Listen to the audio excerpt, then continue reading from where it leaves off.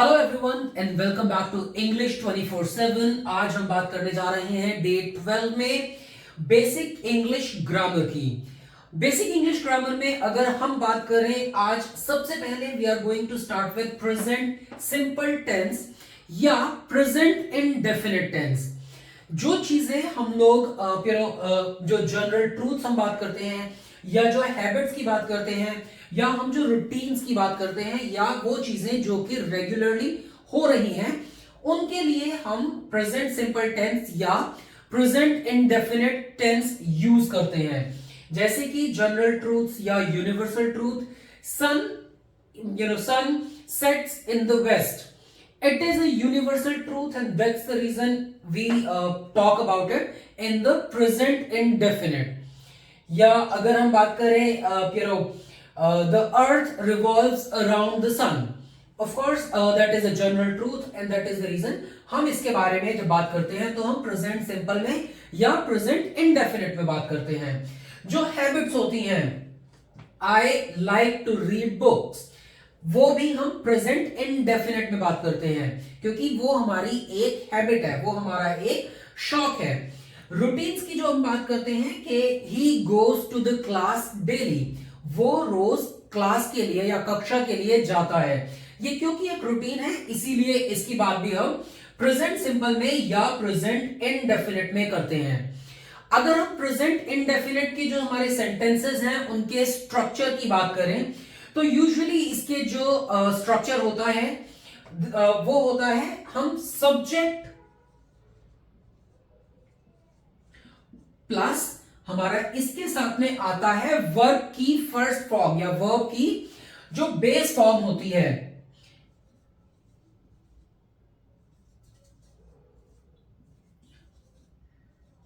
और इसके साथ में अगर सब्जेक्ट हमारा थर्ड पार्टी सिंगुलर है, हम किसी और के बारे में बात कर रहे हैं और वो सिंगुलर है, वो एक वो प्लूरल नहीं है, वो बहुत सारे लोग नहीं है, तो उसके साथ में हम फिर एस या ई एस लगाएंगे। एस या ई एस। मैं भी आपको इसके कुछ एग्जांपल देने वाला हूं। जैसे अगर हम एक थर्ड पार्टी की बात कर रहे हैं, मैंने आपको, क्योंकि हम लोगों ने पहले भी डिस्कस किया है कि सब्जेक्ट ऑब्जेक्ट और वर्ब क्या होते हैं एक सेंटेंस में, सब्जेक्ट वर्ब अग्रीमेंट क्या होता है, उस पर मैंने एक वीडियो बनाई है। अगर आपने वो वीडियो नहीं देखी है तो ये वीडियो देखने से पहले वो वीडियो जरूर देखिए ताकि आपको ये बिल्कुल क्लियर हो जाए। तो अगर हम एक सब्जेक्ट और एक वर्ब की बेस फॉर्म के साथ में कैसे सेंटेंस बना सकते हैं, वह जाता है, वह क्योंकि ही, ये हम एक थर्ड पर्सन की बात कर रहे हैं, मैं अपनी बात नहीं कर रहा हूं, मेरे सामने कोई नहीं खड़ा, मैं उसकी बात नहीं कर रहा हूं, अब मैं एक थर्ड पर्सन की बात कर रहा हूं। मैं खुद अगर अपनी बात करूं, ये फर्स्ट पर्सन होता है, मेरे सामने जो खड़ा है मैं उसकी बात करूं, ये सेकंड पर्सन होता है। और अगर हम दो लोग मिलकर किसी ऐसे बंदे की बात कर रहे हैं, किसी ऐसे शख्स की बात कर रहे हैं जो इस कॉन्वर्सेशन का पार्ट नहीं है, वो थर्ड पर्सन होता है। तो इसीलिए ही जब हम बोलते हैं हम वह की बात कर रहे हैं, वो एक थर्ड पर्सन है, ये एक थर्ड पर्सन प्रोनाउन है। इसके बाद में अगर हम बोले वह जाता है, ही गो, एंड क्योंकि ये मैंने भी आज जैसे आपको बताया ये थर्ड पर्सन है और सिंगुलर है, इसलिए इसके साथ में ई एस और लगेगा, तो ये बन जाता है ही गोज। सेम चीज अभी एक एग्जांपल बताता हूं। अगर ही के अलावा अगर हम बात कर रहे होते बहुत सारे लोगों की कि वे जाते हैं, तो ये हो जाता दे गो।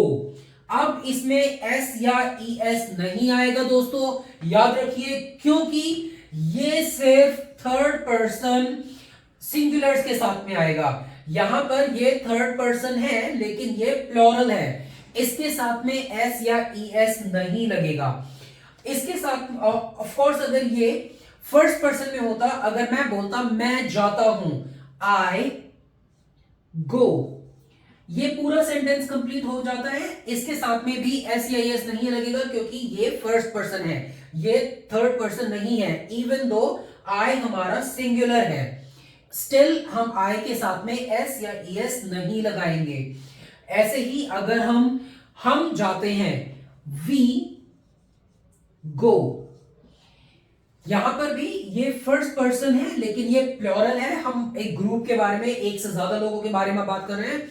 अगेन इसमें एस या ईएस नहीं आएगा, ये चीज याद रखिए। जो हम लोगों के ये अफर्मेटिव सेंटेंसेस होंगे उनका स्ट्रक्चर ये होगा कि इसमें सब्जेक्ट होगा और वर्ब की बेस फॉर्म होगी और एस या ईएस लगेगा अगर वो थर्ड पर्सन सिंगुलर है। यहां हमने बात की अफर्मेटिव सेंटेंसेस के बारे में। अफर्मेटिव सेंटेंसेस के बारे बाद में अगर हम आगे डिस्कस करें नेगेटिव सेंटेंसेस के बारे में, नेगेटिव यहां पर हम बोल रहे हैं ही गोज, अगर हम, क्योंकि वह जाता है, अगर हम इसको एक नेगेटिव सेंटेंस बनाए वह नहीं जाता है, तो ये एक नेगेटिव सेंटेंस होगा और उसके लिए जो इसका स्ट्रक्चर होगा ये होगा सब्जेक्ट प्लस डू और does plus not and then the base form of the s or es. Again the base form of the verb s या es नहीं आएगा क्योंकि वो हमारा, हम उसमें इसके साथ में सब्जेक्ट आएगा, सब्जेक्ट के बाद में हमारा do या does आएगा, सब्जेक्ट इसके बाद में हमारा do या does आएगा और ये do या does इसकी कमी को पूरा कर देता है, ये यहीं पर कवर हो जाएगा, इसलिए नो नॉट और इसके साथ में आ जाएगा वर्ब की हमारी जो फर्स्ट फॉर्म होगी बिना किसी मॉडिफिकेशन के, गो, तो वर्ब की बेस फॉर्म या वर्ब की फर्स्ट फॉर्म। तो अगर हम सेंटेंस होगा ही, वो नहीं जाता है, he does not go, complete sentence. Trust me guys, अगर आप इस वीडियो को इतना चीज 3-4 बार सुन लेंगे, 3-4 बार प्रैक्टिस कर लेंगे, आपको प्रेजेंट इंडेफिनिट में कभी कोई कंफ्यूजन नहीं होगा। अभी मैंने बात की है यहां पर अफर्मेटिव सेंटेंसेस की, मैंने बात की है यहां पर नेगेटिव सेंटेंसेस की, फिर आते हैं इंटेरोगेटिव सेंटेंसेस जहां पर के हम किसी से कोई सवाल पूछ रहे हैं। अगर हम इंटेरोगेटिव सेंटेंसेस के स्ट्रक्चर की बात करें तो उसमें सबसे पहले क्वेश्चन आता है। तो क्वेश्चन के लिए इधर या तो उसमें से 5 W's जो हमारे होते हैं, why, what, how, वो सेंटेंसेस जो 5 W's या how जो होता है, और अगर वो होगा तो उसके साथ में do या does आ जाएगा सबसे पहले।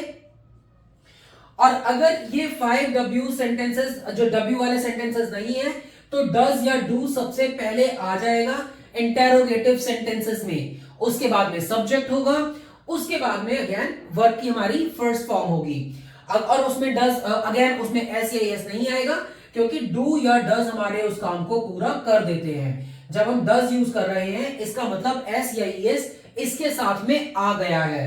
तो अगर ये जो हमारा प्रेजेंट इंडेफिनिट का जो हमारा सेंटेंस था ही गोज, वह जाता है, अगर इसको हम इंटेरोगेटिव सेंटेंस बना देते, क्या वह जाता है, क्या वह जाता है, क्योंकि ये हमारी एक, अगेन हमारी ये सिंगुलर है और थर्ड पर्सन है, तो जो हमारा सब्जेक्ट है तो इसमें डू ईएस के साथ में डज बन जाता है, does he go, does he गो, क्या वह जाता है। इस एक फॉर्मूला के साथ में आप प्रेजेंट इंडेफिनिट के किसी भी सेंटेंस को ट्रांसलेट कर सकते हैं guys. Please stay tune with English 24/7 and I will be back ऐसे ही बहुत सारे एग्जांपल्स के साथ में, एंड ट्रस्ट मी जितना आप प्रैक्टिस करेंगे उतना जल्दी आप फ्लुएंटली इंग्लिश बोलना शुरू कर देंगे। Thank you for connecting, stay tune with English 24/7।